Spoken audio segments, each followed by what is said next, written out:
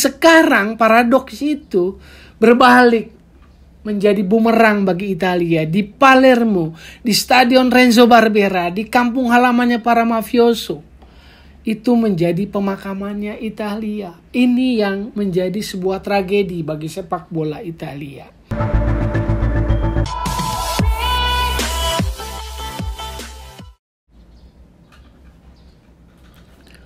Oke, balik lagi di Gocek Bung Toel. Maaf sudah lama tidak menjumpai teman-teman Gocek Bung Toel. Kemarin saya cedera, jadi ya baru bisa kembali setelah recovery, baru bisa merumput lagi saat ini. Jadi kali ini saya akan menyapa kembali teman-teman Gocek Bung Toel, tentu dengan isu-isu sepak bola. Nah, kali ini saya akan kembali dengan isu tentang Italia yang gagal lolos ke Qatar 2022 ke Piala Dunia. Jadi untuk 2 kali berturut-turut 2018-2022 Italia gagal lolos ke Piala Dunia. Jelas ini sebuah tragedi. Jadi saya mau cerita tentang itu setelah cedera. Saya mau buka dengan lembaran kelam dari sepak bola Italia. Tim nasional Italia Azzurri 2 kali berturut-turut gagal lolos ke Piala Dunia. Jelas tragedi, kenapa? Karena 2020 atau 2021 kemarin Italia juara Euro. Setelah itu juga mereka punya rekor 37 unbeaten streak, nggak pernah kalah. Ini kan luar biasa. Sebelum kemudian rekor itu kan dihentikan oleh Spanyol. Dan kemarin mereka gagal melangkah menjaga peluangnya lolos ke Qatar 2022 setelah kalah oleh Makedonia Utara. Bayangin tuh, tragis. Nah, saya mau kasih pandangan tersendiri, kasih informasi, kasih insight supaya ada gambaran tentang sepak bola Italia. Kemarin Italia gagal di Palermo, di kandang sendiri. Palermo itu ada di Sisilia, jadi identik dengan mafia. Bayangin tuh, yang dalam konotasinya harusnya lawan jadi kuburan bagi lawannya, bagi Makedonia, ternyata kemarin di Palermo justru jadi pemakaman buat Italia. Bayangin, ironis seironisnya, paradoks. Bayangin, Italia gagal, tersingkir, menutup tiketnya, mengalami pemakaman di Palermo, di kampung halamannya para mafioso. Ini yang menjadi ironi seironi-ironinya. Paradoknya, bayangin, di Stadion Renzo Barbera mereka mengalami pemakaman, funeral. Tadinya mau perayaan, festival, tapi yang terjadi sebaliknya, funeral. Ini kan menjadi paradok bagi Italia, karena sepengetahuan saya kalau kita buka lembaran-lembaran Italia, paradok itu sebetulnya akrab dengan sepak bola Italia. Paradok itu milik sepak bola Italia, miliknya tim Azzurri. Kalau kita ingat 2006 saat Italia juara Piala Dunia 2006, itu kan Calciopoli. Kasus yang menghebohkan sepak bola Italia adalah Calciopoli. Pengaturan skor, match fixing besar-besaran waktu itu. Tapi dalam kondisi sepak bola yang begitu negatif, terpuruk karena Calciopoli, Italia juara dunia 2006. Paradok. Italia ini kadang memang anomali sepak bolanya. Bayangkan, 2006 juara, 2010 hanya penyisihan grup, 14 juga masih lolos ke Piala Dunia. Yang terakhir di Brasil 18 2022 nggak lolos. Jadi ini anomali buat sepak bola Italia. Padahal tadi saya bilang paradok itu miliknya sepak bola Italia. 2006 Calciopoli, tapi bisa jadi juara Piala Dunia 2006. Dan bukan cuma itu saja paradoknya buat Italia. Waktu juara Piala Dunia 82 juga itu adalah paradoks. Saat itu yang digadang-gadangkan favorit juara adalah Brasil. Dengan Zico, Socrates, Junior, Cerezo, Alemão. Waduh, Brasil dengan permainan luar biasanya, Samba Jogo Bonito-nya ditakuti. Tapi takluknya oleh Italia tahun 82.82. Brasil menangis oleh Italia. Italia main tidak pernah mengesankan sejak awal tahun 82. Dan yang jadi pahlawannya adalah pemain yang baru lepas dari Skorsing. Skorsing karena tuduhan suap juga, yaitu mendiang Paolo Rossi. Makanya jangan heran dalam buku autobiografinya Paolo Rossi menulis atau membuat judul I made Brazil cry. Bayangin, saya membuat Brasil menangis. Itu judul buku autobiografinya dari seorang Paolo Rossi. Judul itu mengacu pada kesuksesan Paolo Rossi atau momen ikonik Paolo Rossi saat mencetak hat-trick. Saat mencetak hat-trick ke gawang Brasil. Bayangin tuh. Setelah itu dia bisa mengalahkan Jerman Barat di final. Makanya paradok itu milik sepak bola Italia. Tidak diunggulkan, permainannya tidak mengesankan, tapi Italia bisa sukses. Paradok. Tapi sekarang paradoks itu berbalik menjadi bumerang bagi Italia. Di Palermo, di Stadion Renzo Barbera, di kampung halamannya para mafioso. Itu menjadi pemakamannya Italia. Ini yang menjadi sebuah tragedi bagi sepak bola Italia. Nah, saya mau kasih gambaran kenapa seperti itu sebagai sebuah insight.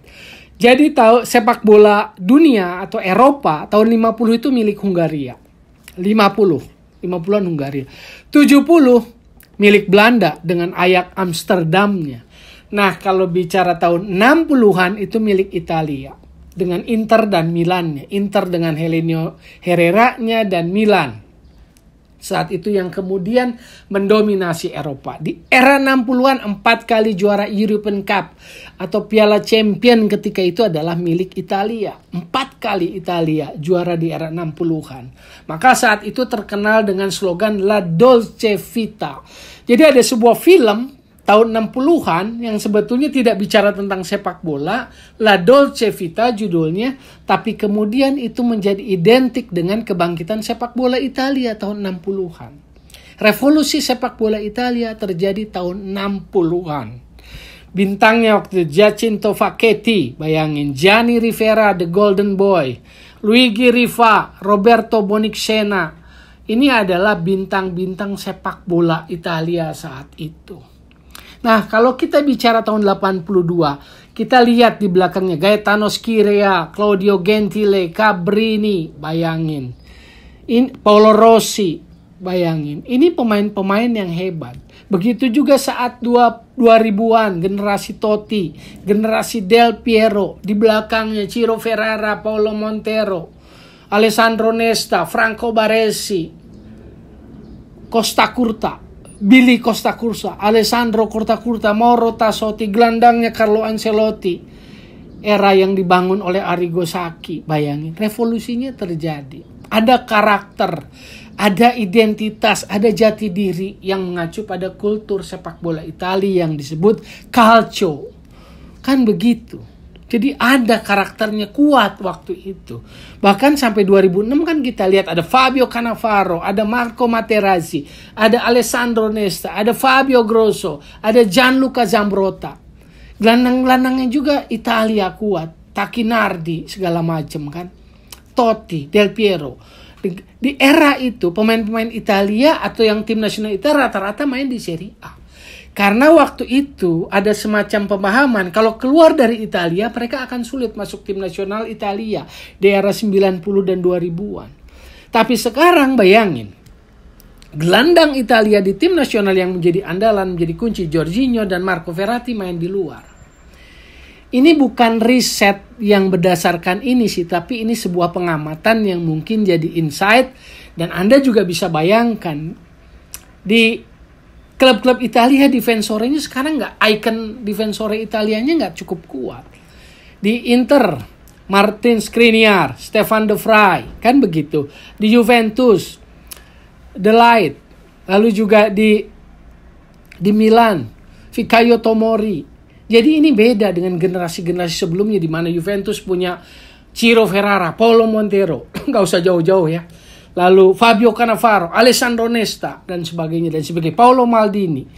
Nah, itu yang kehilangan. Dan ini kita lihat kepada Serie A-nya sendiri. Serie A-nya memang kehilangan marwah menurut saya. Dulu era 90 2000-an, Roma itu keluarga Sensi, Franco Sensi. Kalau kita bicara Milan, Silvio Berlusconi. Lalu kalau kita bicara tentang Inter, maka keluarga Moratti, Angelo Moratti sampai Massimo Moratti.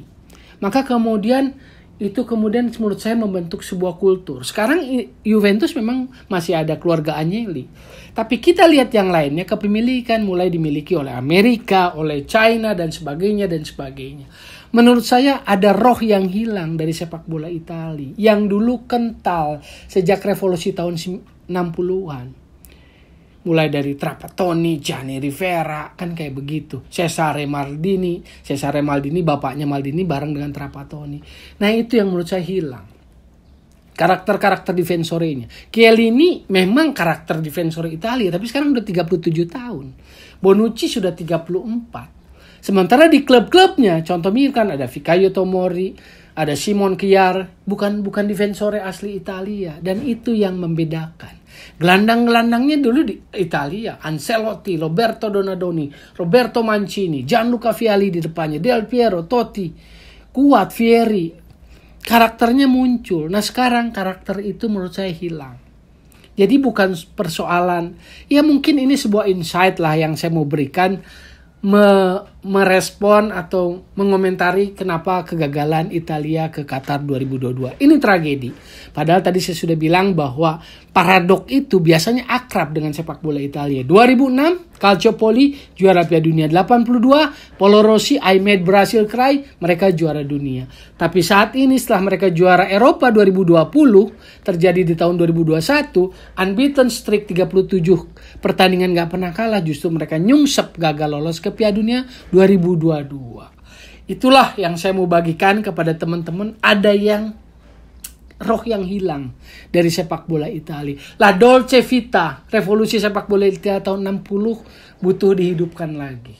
Supaya muncul lagi ikon-ikon sepak bola Italia, Bergomi, Giacinto Facchetti, Gaetano Schirea, Franco Baresi, Billy Costa Curta, Tassotti, Maldini, Nesta, Cannavaro, dan seterusnya dan seterusnya. Sekali lagi saya mengingatkan, jadi solusi bukan polusi sepak bola, dan tetap digocek Bung Toel.